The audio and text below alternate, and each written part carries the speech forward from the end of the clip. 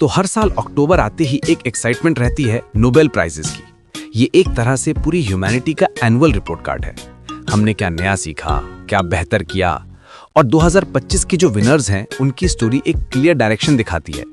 एक तरफ हम ऐसी टेक्नोलॉजी बना रहे हैं जिससे हम नेचर के स्मॉलेस्ट पार्टिकल्स को कंट्रोल कर पाए, और दूसरी तरफ हम उन लोगों को सेलिब्रेट कर रहे हैं जो हमारी आज़ादी और सच के लिए लड़ रहे हैं। चलिए शुरू करते हैं साइंस से।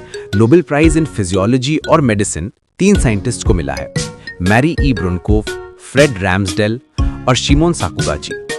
इनका काम हमारे इम्यून सिस्टम से जुड़ा हुआ है। आप अपने बॉडी को एक देश की तरह सोचिए। इस देश की एक आर्मी है, ऐसी आर्मी जो बाहर के दुश्मनों जैसे बैक्टीरिया और वायरस से लड़ती है। ये आर्मी है हमारा इम्यून सिस्टम। लेकिन कभी कभी क्या होता है, ये आर्मी कंफ्यूज हो जाती है और अपने ही देश के लोगों पर अटैक करने लगती है। इसी को हम ऑटो इम्यून डिजीज कहते हैं। अब इन साइंटिस्ट ने क्या खोजा? इन्होंने इस आर्मी के अंदर के सिक्योरिटी गार्ड्स को आइडेंटिफाई किया। इनका नाम है रेगुलेटरी टी सेल्स या टी रेग्स। ये टी रेग्स आराम से आर्मी को समझाते हैं कि हे, ये अपने ही लोग हैं, इन पर अटैक नहीं करना है। सोचो इसका इम्पैक्ट कितना बड़ा है। ऑटो इम्यून डिजीजेस जैसे अर्थराइटिस या डायबिटीज के इलाज में एक रेवोल्यूशन आ सकता है। और इतना ही नहीं, कैंसर के अगेंस्ट भी ये एक नया हथियार है। हम बॉडी के इन्हीं सिक्योरिटी गार्ड्स को ट्रेन कर सकते हैं ताकि वो कैंसर सेल्स को पहचान कर उन पर अटैक करवाएं। मतलब बॉडी की अपनी शक्ति को ही यूज करके ऐसी बीमारियों से लड़ना। अब आते हैं केमिस्ट्री पर। नोबेल प्राइज इन केमिस्ट्री मिला है मोंगी जी बवेंडी, लुई ई ब्रूस और एलेक्सी आई एक्कीमोव को। यहां भी कंट्रोल की ही बात है, लेकिन मॉलिक्यूलर लेवल पर। यह प्राइज मिला है सुसुमो किटिगावा, रिचर्ड रॉबसन और ओमार एम यागी को। इन्होंने मेटल ऑर्गेनिक फ्रेमवर्क्स यानी एमओएफ्स डेवलप किए हैं। अब ये एमओएफ्स क्या चीज है? इमेजिन कीजिए आपके पास एक मैजिकल स्पंज है। ऐसा स्पंज जिसमें आप आगे से ही डिजाइन कर सकते हो कि उसके छेद, उसके पोर्स का साइज और शेप कैसा होगा। इतना प्रिसाइज कि आप डिसाइड कर सको कि उसमें सिर्फ कार्बन डाइऑक्साइड का मॉलिक्यूल ही फंसेगा और ऑक्सीजन का नहीं। इन साइंटिस्ट ने ऐसी ही चीज बनाई है, एटम बाय एटम। ये एमओएफ्स ऐसी ही मॉलिक्यूलर बिल्डिंग्स हैं जिनके अंदर स्पेसिफिक गैसेस को पकड़ने के लिए अलग अलग कमरे बने हैं। इसका फायदा, क्लाइमेट चेंज से लड़ने के लिए हवा से कार्बन कैप्चर करना हो, या फ्यूचर की क्लीन एनर्जी के लिए हाइड्रोजन गैस को सेफली स्टोर करना हो, या फिर पानी को साफ करना हो। इन सब के लिए एमओएफ्स एक गेम चेंजर साबित हो रहे हैं। ये बेसिक साइंस को दुनिया की सबसे बड़ी प्रॉब्लम से डायरेक्ट जोड़ता है। और साइंस की ये कहानी फिजिक्स के नोबेल प्राइज के साथ और भी इंटरेस्टिंग हो जाती है। ये प्राइज क्या, जॉन क्लार्क, मिशेल एच डेवोरेट और जॉन एम मार्टिनिस को। इनका काम थोड़ा सा माइंड बेंडिंग है। हम सब ने सुना है कि क्वांटम फिजिक्स अजीब चीजों से भरी है जो सिर्फ एटम्स और इलेक्ट्रॉन्स जैसे छोटे लेवल पर ही दिखती है। लेकिन इन लोगों ने क्या किया? इन्होंने क्वांटम फिनोमेना को एक ऐसी इलेक्ट्रिकल सर्किट में डेमोन्स्ट्रेट किया जिसे आप हाथ में पकड़ सकते हो।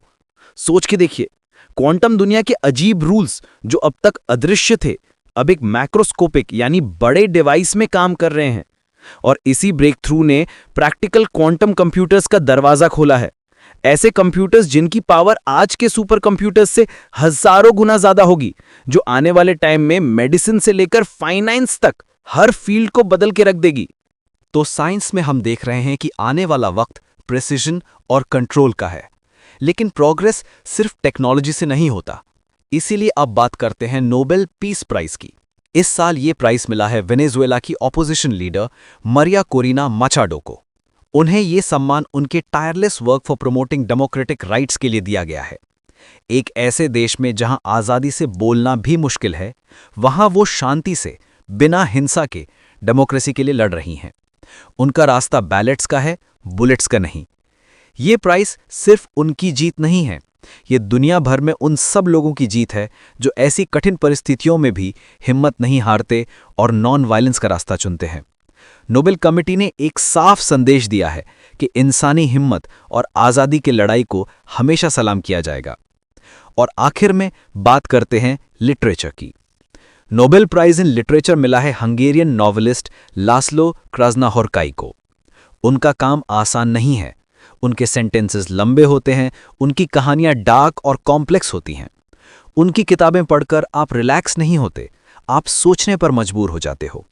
तो फिर उन्हें ये प्राइज क्यों मिला? क्योंकि उनका काम आज की दुनिया का आईना है। एक ऐसी दुनिया जो टूटी हुई है, जहां लोगों के मन में डर है, एंजाइटी है। वो अपनी राइटिंग से हमें उस अनकंफर्टेबल सच का सामना करवाते हैं जिसे हम अक्सर देखना नहीं चाहते। नोबेल कमेटी ने उन्हें प्राइज देकर ये माना है कि लिटरेचर का काम सिर्फ एंटरटेनमेंट नहीं है, उसका काम हमें झटका देना, हमसे सवाल करना और हमें गहराई से सोचने पर मजबूर करना भी है। तो 2025 के ये नोबेल लॉरिएट्स हमें एक पूरी तस्वीर देते हैं।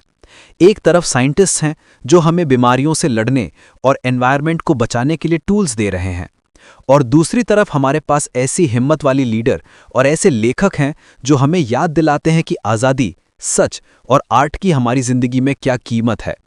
ये सब मिलकर हमें एक बेहतर कल की उम्मीद देते हैं, एक ऐसा कल जहां टेक्नोलॉजी हमारी मदद करेगी और हमारी आत्मा आज़ाद रहेगी।